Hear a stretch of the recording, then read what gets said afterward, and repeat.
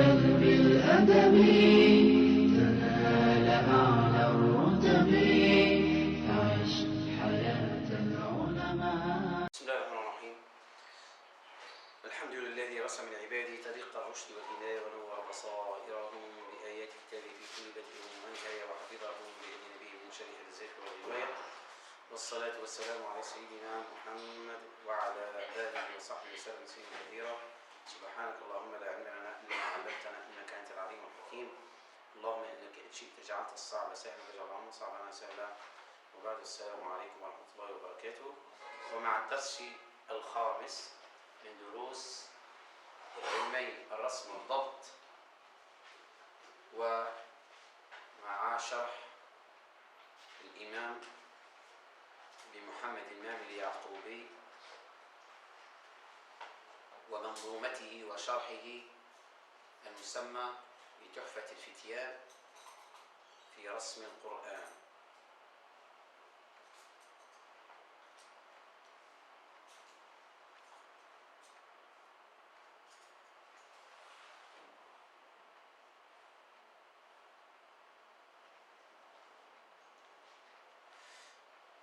كنا قد بدأنا في المرة الماضية في الدرس الماضي وتكلمنا على مسائل. قلنا أول باب ابتدأ به الناظم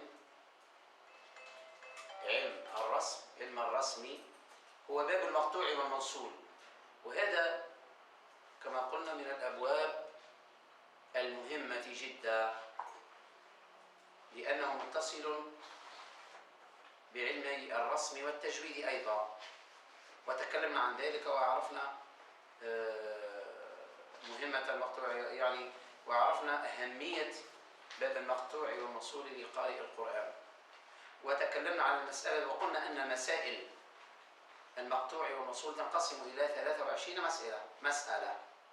المسألة الأولى تكلمنا عليها في الحصة الماضية، وهي أن المفتوحة الهمزة المخففة النون مع لا، يعني أن لا، وذكرنا مواضعها قلنا أن هناك 11 موضع، منها 10 مواضع باتفاق بالقطع، وواحد وهو موضع الأنبياء بالوجهين، وقلنا فيما عدا ذلك فهي مقطوعة، يعني ألا بدون نون. المسألة الثانية، لكن أريد أن أعالج وأقول عن شيء. الإمام اليعقوبي عندما تكلم، وسنجد إن شاء الله في سرد الكتاب في آخر الحصة، أنه يتكلم في باب المقطوع والموصول عن القطع. يتكلم في باب المقطوع والموصول عن القطع. سيأتينا في الأبيات ربما من لا يتثبت ولا يتعمق في فهم الأبيات فقد يظن أن هناك شيء غير مفهوم، لكن عندما يفهم أن الناظم يتكلم عن القطع ويترك الوصلة، يعني يتكلم ويقول بالقطع، لأنه عطف كل الأبواب عن قوله في أول الكتاب المفصول، عندما قال المفصول كلمة المفصول، وعطف عليها جميع الكلمات، أي يقرأ بالفصل يعني بالقطع وما يسكت عنه فهو متصل كما سيأتي ذلك إن شاء الله. المسألة الثانية هي أن مع لم، أن المفتوحة الهمزة المخففة النون مع لم، يعني أن لم بطبيعة الحال هي تقرأ اللم لأن فيها إدغام بدون غن. اللم قال أن المذكورة يعني أن الذي ذكرت مع أن لا، أيضا أن المفتوحة الهمزة مع لم رسمت بالقطع في كل القرآن. عندما تأتيك أن مع لم يعني مفتوحة الهمزة فهي مقطوعة أبدا، مثل قوله تعالى أذلك أن لم يكن ربك.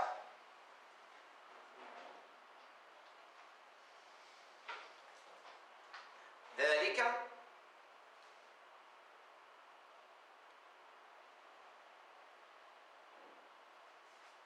هذه متبعة للآية.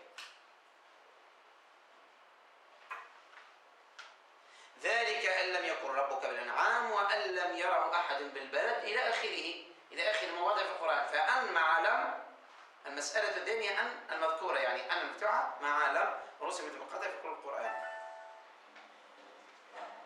نعم. المسألة الثالثة إن المكسورة الهمزة مع لم، عن أن مع لم وإن مع لم. إن المكسورة الهمزة المخففة النون مع لم، يعني إن لم رسمت بالوصل في فإن لم يستجيبوا لكم بهدى فقط. رأيتم كيف هي مكتوبة؟ يعني فإن لم، هذا في هود فقط، فإن لم يستجيبوا لكم. رسمت بالوصل، يعني ايش معنى بالوصل؟ يعني بدون نون، بدون نون، في قوله تعالى فإن لم يستجيبوا لكم بهدى.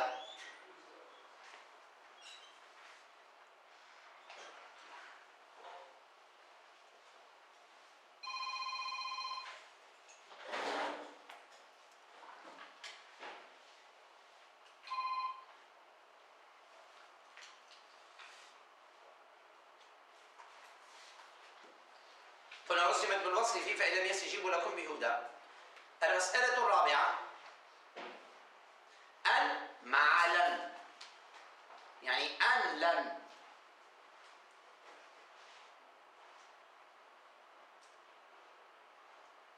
أن مع لن يعني أن لن رسمت بالوصل. ما معنى بالوصل؟ يعني بدون نون. رسمت اللن اتفاقا في موضعين، في قوله تعالى وهما أن لن نجمع أو أن لن نجعل لكم موعدا بالكهف، وأن لن نجمع عظامه، وأن لن نجمع عظامه بالقيامة.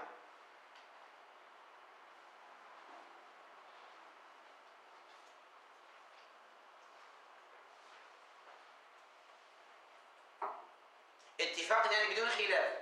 فلا يجوز لك في موضعي الكهف والقيامة أن تقول أن عند الوقف الاضطراري. قلنا عند الوقف الاضطراري أو الوقف الاختباري، وقف للاضطرار كأن يعني قطع عليه النفس، أو الوقف الاختباري عندما يريد شيخك أو مدرسك أن يختبرك إذا كنت تعلم كيفية الوقف على تلك الكلمة أو الابتداء أو كيفية رسمها.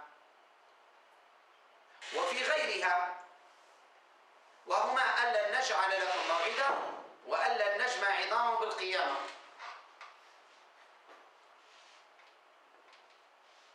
وعلى أحد القولين في أن لن تحصوه بالمزمل. هناك من روى قوله تعالى أن لن تحصوه بالمزمل بالوصل، والصحيح هو والذي عليه العمل في المصاحفنا هو القطع، يعني أن لن.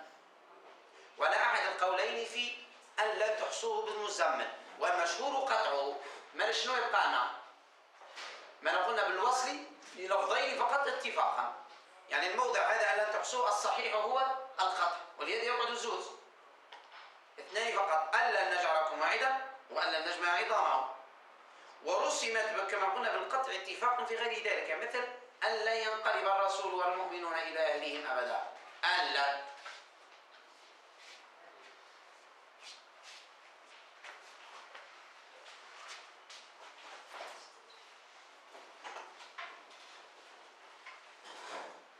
ورسمت بالقطع اتفاقا في غير ما ذكر، مثل أن لا ينقلب. المهم أن لن موصولة في موضعين ومقطوعة في جميع القرآن.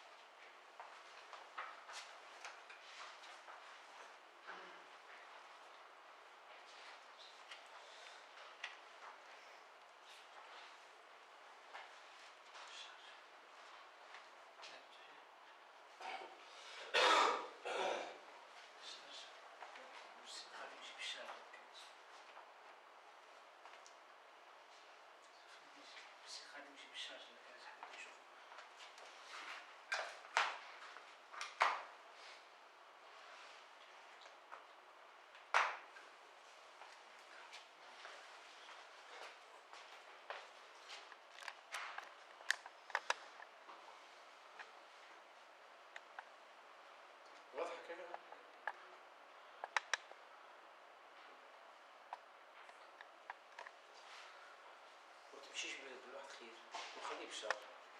شو مشكلة عم بالشر؟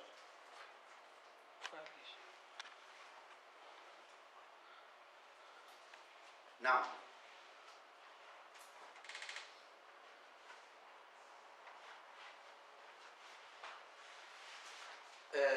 قال الناظم متحدثا عن اللي ذكرنا، قلنا إلا. ماذا قلنا عن إلا؟ قلنا إلا موصولة في هود في قوله تعالى فإن لم يستجيب، ومقطوعة في غير ذلك. وماذا قلنا عن أن لم؟ قلنا هي مقطوعة في جميع القرآن. وأن لم موصولة في الكهف والقيامة ومقطوعة في غير ذلك. يقول الناظم إلا بغير هدى. إلا ما معنى إلا بغير هدى؟ لا، ما معنى إلا بغير هدى؟ وما ذكر حد شيء.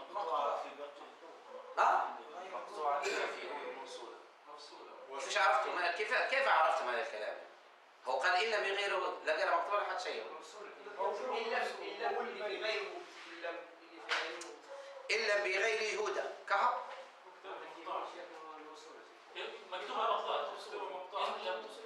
هو بده يقول بيت وين؟ لا كما نجمع عن بعض. لا الرسم اكتبها ارسمها إلا انت قلت شيء يرسمها لكن مش القطع عارفين. هو مش مشكلة شيء. نعم. القطع اعطيني لو سمحت افتح الكتاب. افتح الكتاب. ربي يبارك فيك. افتح الكتاب. اعطيني النظم. اعطيني النظم تاع المقطوع. شكون يقرا لي اول النظم؟ من يقرا؟ أن هذه مفصولة. نعم. شو؟ اذكر كلمة المفصولة. اعطيني اول البيت. 10 أن هذه مفصولة. اي ملجأ لا أقول لا يقول. اي يشركنا تشرك لا إله إلا هو وفي أنت خلاف ألا اي تعلو على الله وألا يدخلن. اي وتعبد الشيطان ثاني هود عنه امشي. إلا بغير هود أن ايش معناتها الا بغير هدى؟ مش حكايه الرسم. مفصول. فعشرة بها مفصول. وكل الباب الكل باش يعطفوا على الكلمه ذيك. مش قال مفصول؟ باش يمشي الباب الكل يحكي هكاك. يعني شنو باش يحكي له تو؟ يحكي ديما على المفصول، واللي يسكت عليه او هو يقول عليه شيء فهو يعني هذاك الموصول. لما قال الا بغير هدى، ايش معناها الا بغير هدى؟ الا بغير هدى شنو هو؟ مفصول. يعني ان لم، باش عرفناه الكلام هذا. ما تقوليش ممكن الرسم متفاهمين ماشي مع الرسم، لكن هو عطف الباب كله على مفصول. قال الا بغير هدى يعني موصول. ان لم مسجله. ما معنى ان لم مسجله؟ ان لم مسجل مطلقا. شنو مطلقا زاد شنو؟ يعني مفصول. فهمتوا الناس ما فهمتوش؟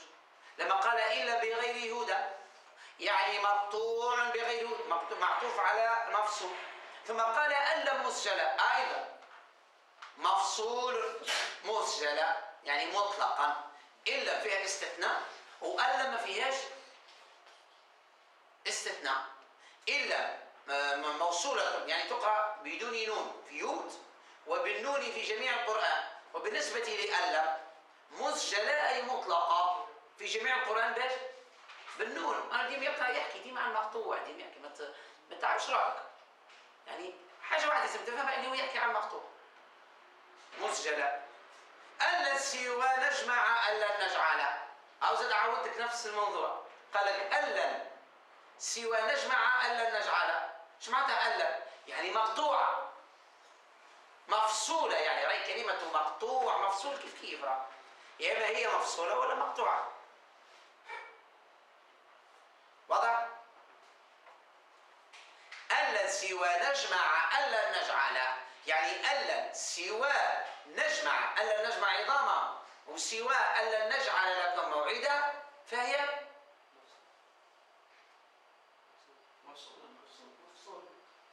مفصولة ولا موصولة؟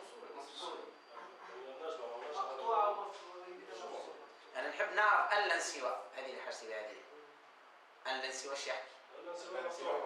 ألا مقطوعة. لا خلي سوى. ألا مقطوعة مو عطفها على مفصول. أن يشبه مقطوع، كأنه قال أن مقطوعة سوى، شفت كيفاش؟ كأنه قال هك، يقعد شو يعاود في الكلمة مفصول وهذيك اللي تذكرها في الأول، يقعدش يعاود فيها، لا يعطف عليه. وهذا الباب هذا برشا كثير من العلماء ذهبوا به، كالإمام الشاطبي عندما يتكلم في باب الإمالة أو في أبواب أخرى. الإمام الشاطبي يعطف بهذه الطريقة عندما يذكر أصحاب الإمالة، ويأتي واحد من بعدهم، يعني أن ذلك يقرأ أيضا بالإمالة، إلا إذا أتت قرينة تخرج ذلك الكلام إلى كلام آخر، لكن هو ما جابش حتى قرينة خرج، قال ألا، يعني شنو؟ كأنه قال ألا مقطوعة أو مفصولة سوى، أنا قال ألا سوى، استثنى سوى نجمع على نجمع فهي موصولة. واضح العملية ولا مش واضح؟ مسألة يعني. المسألة الخامسة، أم مع من؟ أم مع من؟ يعني أم من؟ هناك في القرآن أم من تقدر أن تقف تقول اضطرارا، يعني إذا انقطع عليك نفس أن تقول أم، أو اختبارا فتقول أم. وهناك كلمات لا يجوز لك أن تفعل ذلك، يجب أن تقول أمن وتقف. في ماذا تقف في أم من؟ تقف في المفصول. وفي الموصول ماذا تقول؟ أمن، وبعد تواصل، يعني بعد تعاود. قطعت أم عن من في 4 مواضع.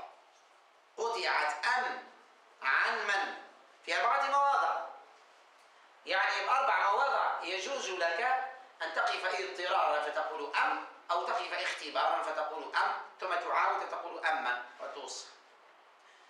4 مواضع يعني، وهي قوله تعالى أمن يكون عليهم وكيلا بالنساء، وأمن أسس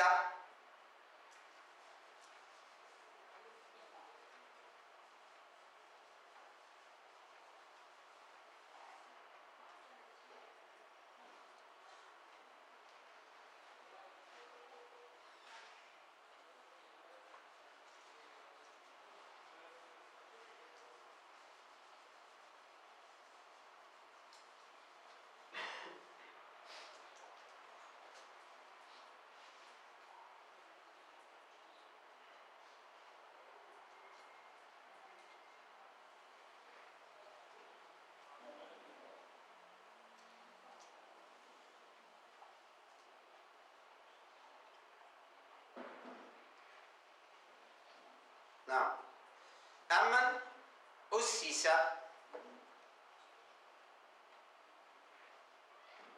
يعني أسس في رواية حفص، أمن أسس.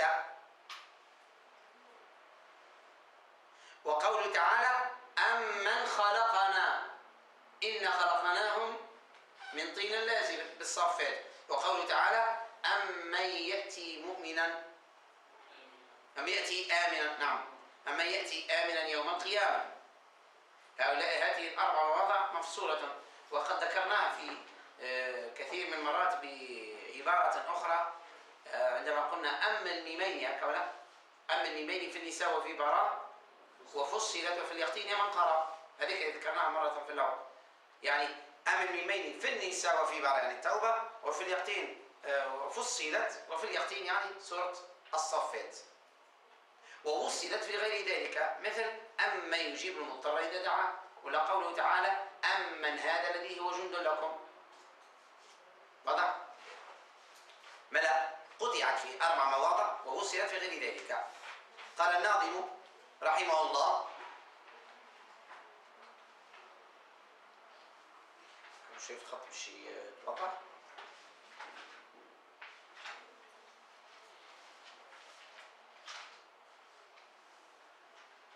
قال الناظم متحدثا عن أم مع من، أمن خلقنا ويكون في النساء، يعني قوله تعالى أمن خلقنا إنا خلقنا، ويكون في النساء، ما معنى ويكون النساء؟ أمن يكون عليهم وكيلا، أمن خلقنا ويكون في النساء، يأتي بفصلت. ما معنى يأتي بفصلت؟ يعني أما يأتي آمنا وأما أسس. أما خلقنا ويكون في النساء يأتي بفصلت وأما أسس.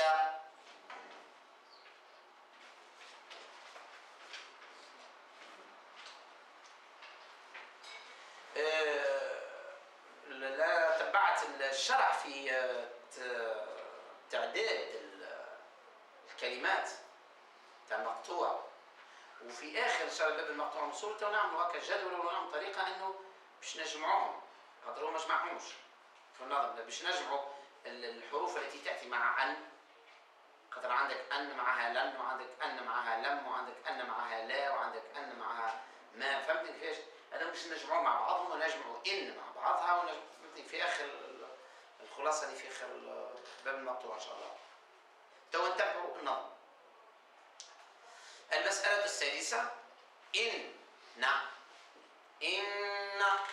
بكسر الهمزة وتشديد النون. إن إيش معها؟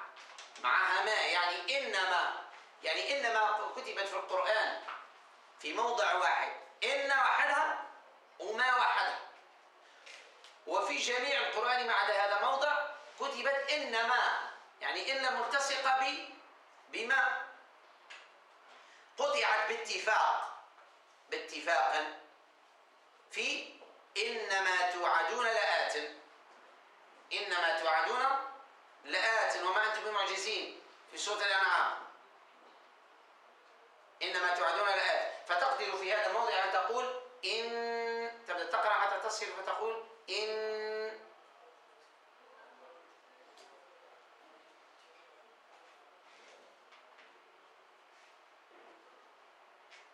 يقول الله تعالى كما أنشأكم من ذرية قوم آخرين إن، اختبارا أو اضطرارا. تقدر أن تقول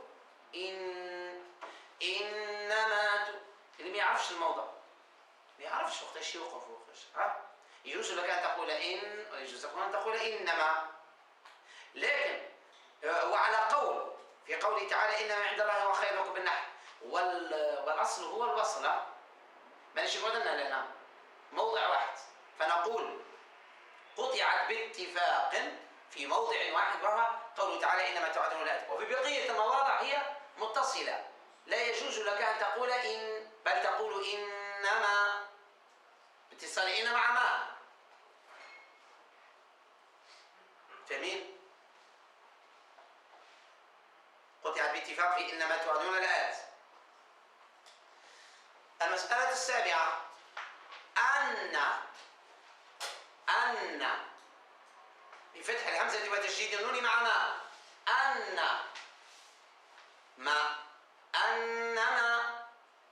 إنما قديش الموضع؟ موضع واحد بالقطع، بقية بالوصف. نمشي نقول موضع واحد وانتهى، موضع واحد. وبالنسبة لي أنما قطعت بلا خلاف في موضعين، يعني باتفاق المصاحف قطعت في موضعين. قوله تعالى وأنما تدعون من دونه هو الباطل بالحج، وقوله تعالى وأنما تدعون من دونه الباطل، من دونه الباطل ومن دونه هو الباطل، بتاعت الحج وبتاعت لقمان. يعني في هذه الموضعين يجوز لك أن تقف اضطرارا أو اختبارا فتقول أو تقول وأنما. واختلف في قوله تعالى واعلموا أنما غنمتم بالأنفال والعمل على البصر، هكذا. ماذا نقول في هذا؟ نقول موضعين فقط، حتى تحب تكتبوش الموضع فقط، حبيت نعرجوا عليه وكا تحب تكتبوش، تقول قطعت بلا خلاف في موضعين انتهى، وهما وأنما تدعون من دونه هو الباطل بالحج، وأنما تدعون من دونه الباطل بلقمان. وفيما عدا ذلك فهو بالوصل، فلا يجوز لك أن تقول تقف على أن في بقية المواضع. واضح المسألة؟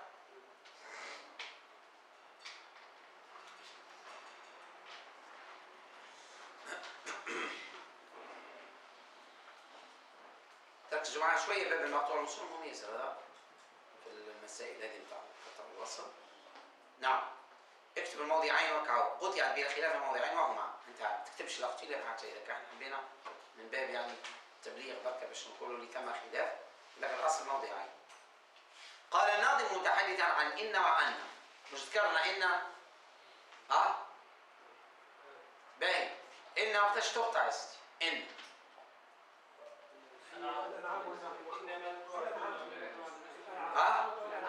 في الانعام فقط انما توعدون الايات، وفي الباقي بالوصف. وانما بالفتح في الحج والنعم.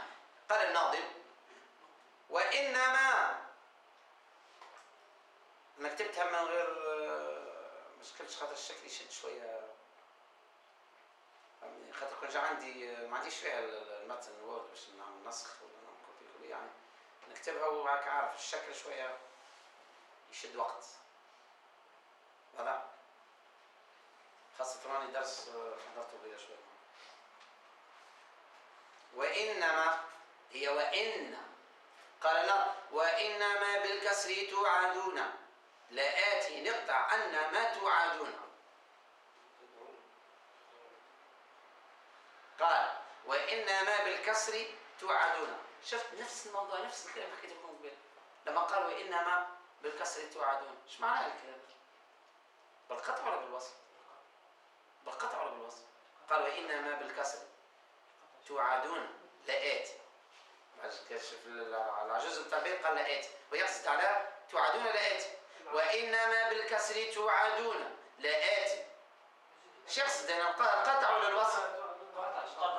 يقصد مش قلنا مش قاعد يعطف، هو قاعد توا هاك الكلمة الأولى مفصول قاعد معطوف عليها، حتى كان الرسم كتبها وإنما هو معطوف.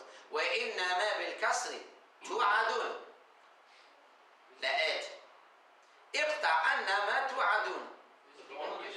هو وش بده اقطع اللي هنا باش يكمل بها؟ لا يأكد ويكمل في البيت. ربما هو ما لقاش كلمة مش عارف ما يأكد في البيت.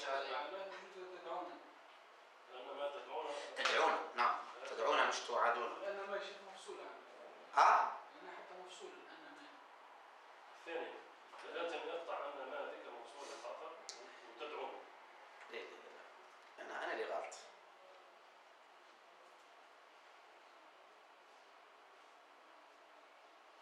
وأن الشيخ لأن ما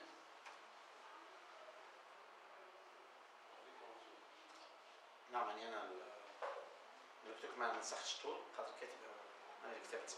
وإنما بالكسر توعدون لآتي اقطع أن ما توعدون. أن ما توعدون موضعين واضح. أن ما توعدون لما قال أن ما توعدون سكتوا لا قال لا حج ولا لقمان. يعني لما قال أن ما تدعون انتهى يعني أن ما تدعون من دونه هو الباطل وأن ما تدعون من دونه الباطل واضح. وإنما بالكسر توعدون لآتي نقطع عنا ما توعدون. أي المسألة الثامنة إن الشرطية. تفضل. واحد قلنا قطعت بلا خلاف الموضعين أن ما نعم. أن ما قلنا قطعت بلا خلاف الموضعين. أي وإن في يقول اقطع أن ما توعدون. ما هي أن ما توعدون؟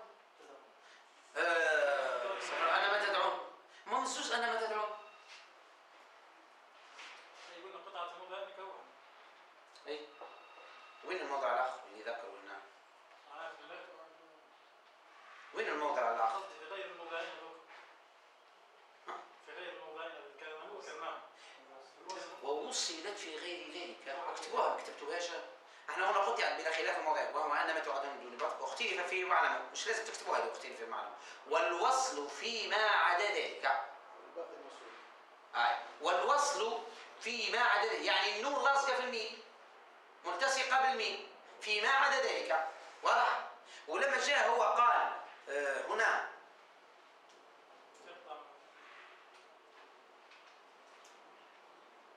لا لما جاء قال وإنما بالكسر توعدون لآت، اقطع أنما توعدون، أنما تدعون، فينا أنما تدعون. اثنين، أنما تدعون قال شو الحج لا معروفة يعني موضعين، أنما تدعون من دونه الباطل، أنما تدعون من دونه هو الباطل، ومن دونه الباطل في بتاع لقمان. واضح؟ المسألة الثامنة إن الشرطية، إن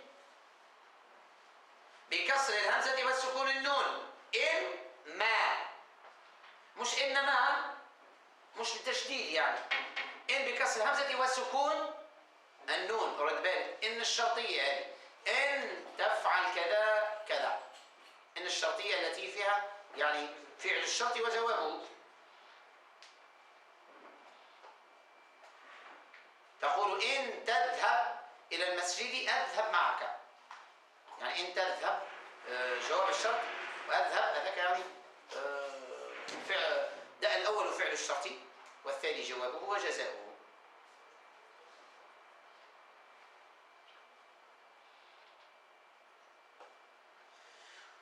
والسكون مع ما، يعني إن ما رسمت مقطوعة في قوله تعالى وإما نرينك بعض الذين نعدهم في الرعد فقط. في سورة الرعد ترسم، هذه يقولكم عليها اللوحة أشرنا عليها، مش كنا نوصل الرعد ولا مش كنا قلنا له عليها. وإما كان ذلك موضع ذاك قد ثم وإما نرينك في موضع آخر كما يونس، ولكن المفصول هو موضع الرعد.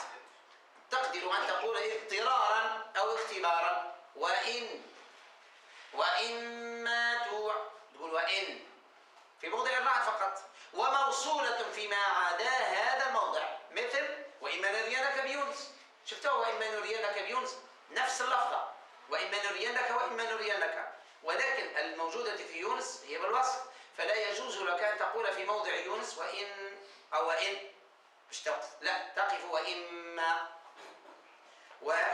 تخافن مثلا بالأنفال إلى آخره. واضح؟ ورسمت مقطوعة في إمام وإما نرينك بالرعد فقط، وموصولة فيما عدا هذا الموضع، مثل وإما نرينك بيونس. كتبتوا؟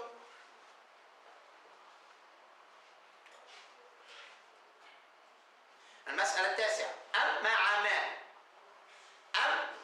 مع ما ورسمت بالوصل في جميع القرآن، مثل أما اشتملت، أم ماذا كنتم تعملون.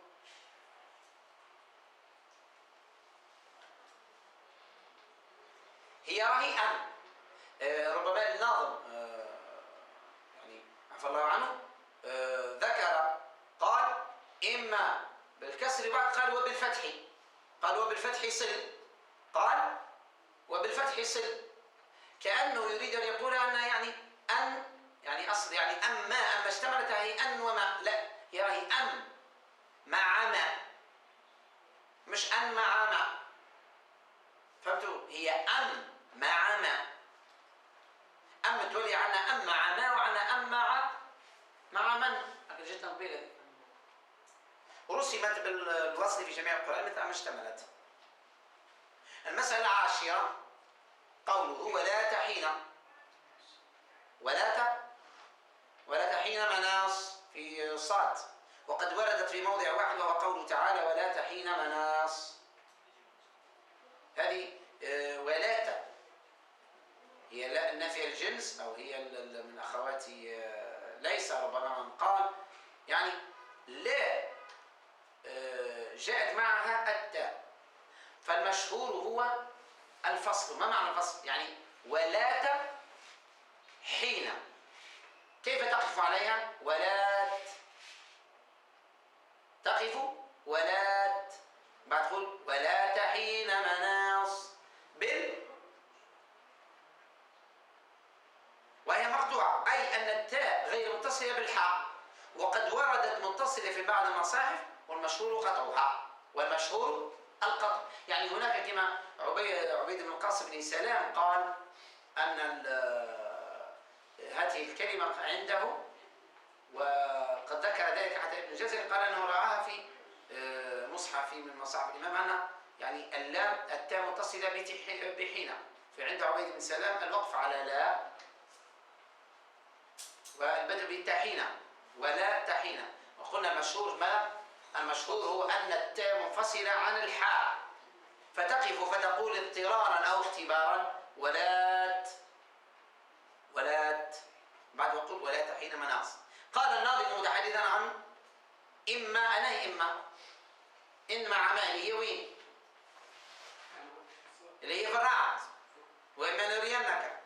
وأما عما أين هي؟ تاع ما اشتملت ايش قلنا ذلك؟ موصولة في جميع القرآن. وإما كفي الرعد.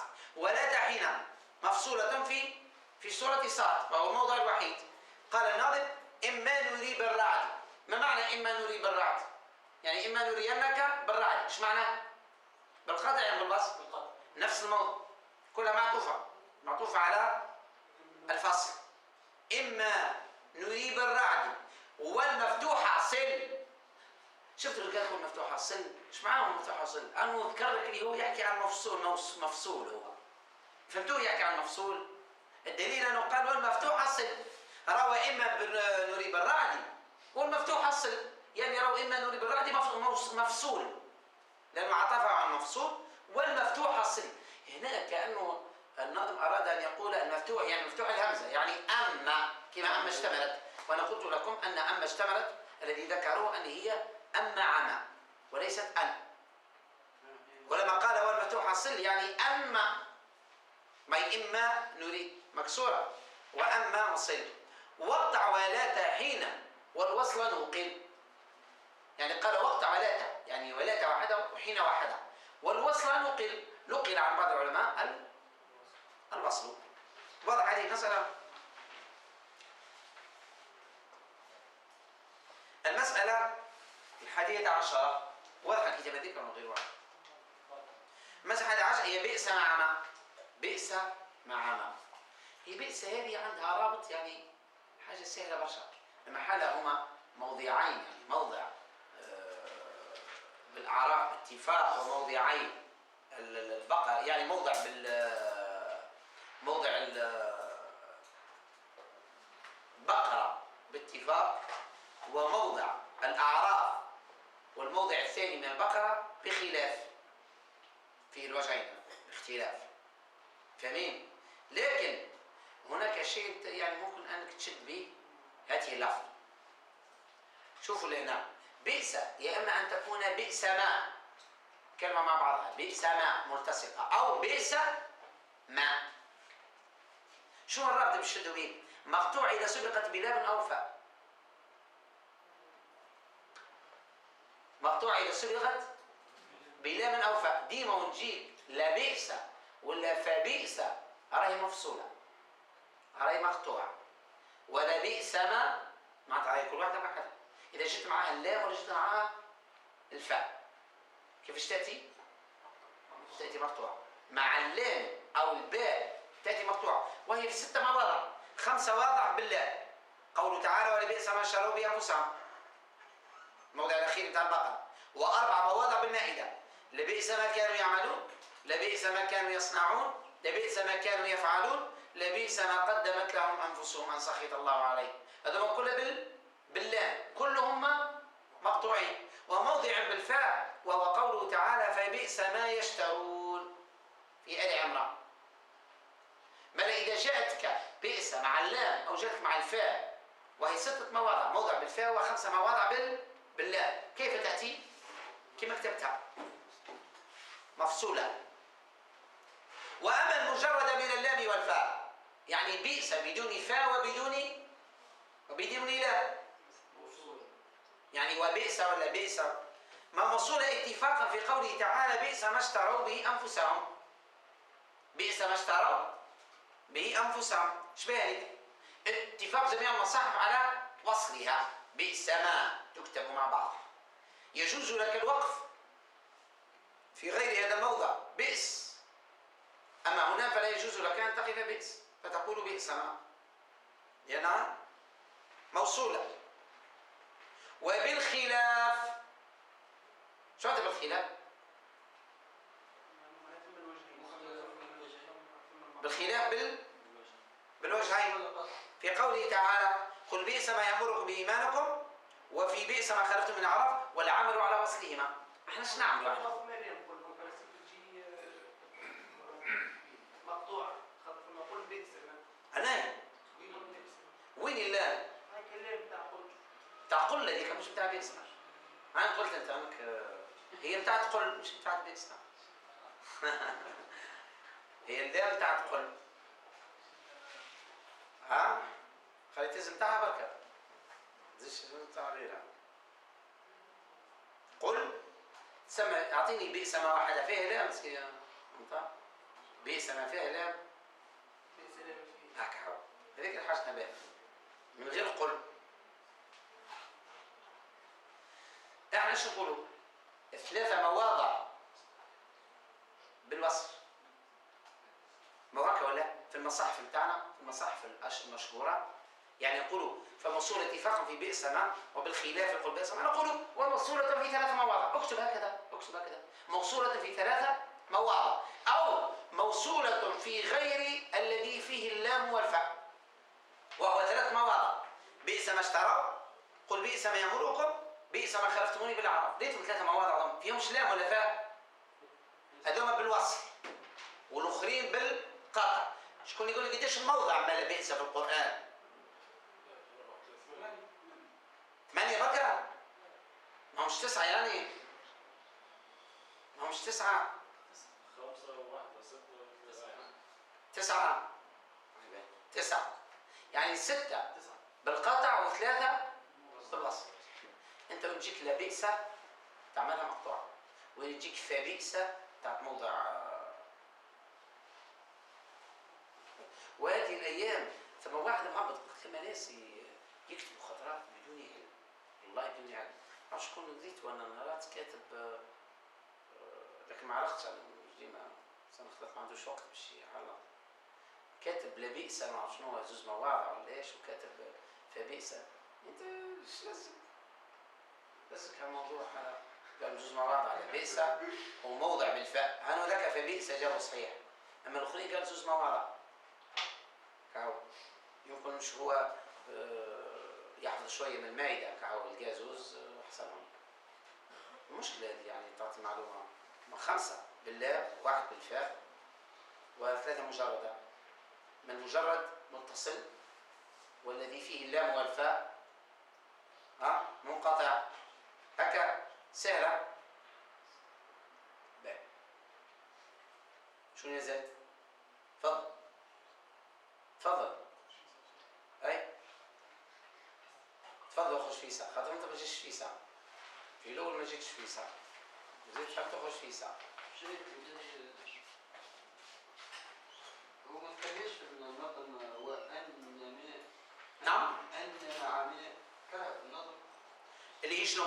أن مع ما مسألة السابعة يعني أن مع ما. أي طب نرجع يقصد أن تحكي على أن أنت. أن أي مع ما في النظم هاي هاي وإنما بالكسر توعدون لآتي نقطع أنما توعدون. هاك يقول الزوز بتاع أنا ما تدعون من دوني والباطل، وإنما ما تدعون من دوني الباطل. أيوة ركز معي سينبي. أي كمان ذوكم نمشوا المسألة الأخيرة اليوم درس بتاعنا. إذا ما كتبتوش تفضل.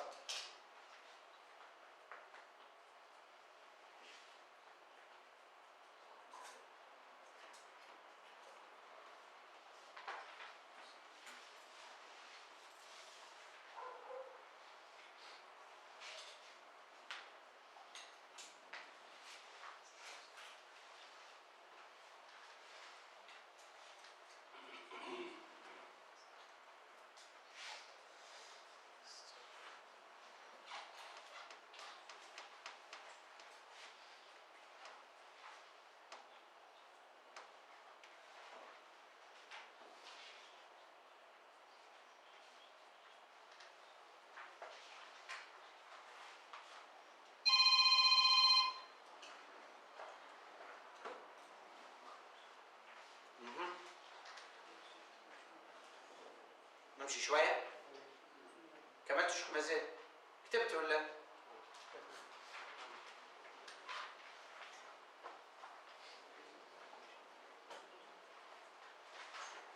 المسألة الثانية عشر، حيث مع ما.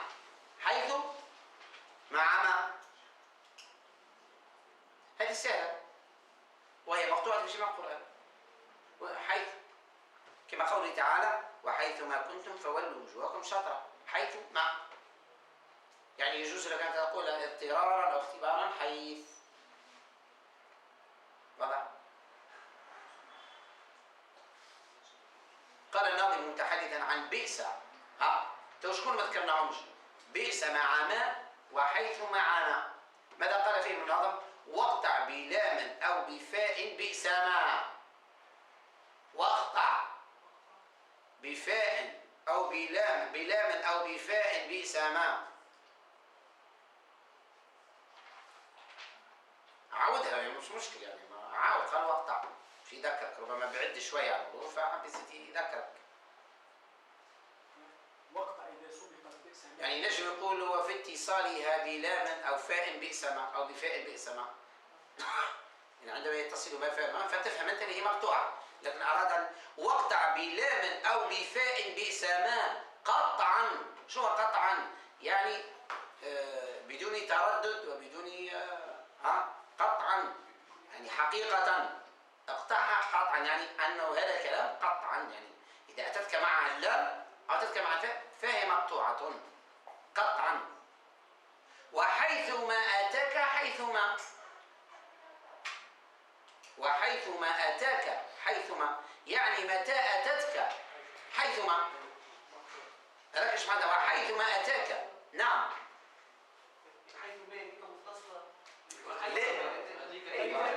هي مش مشكلة في الرسم القياسي، ما الرسم القياسي مش رسم قرآني.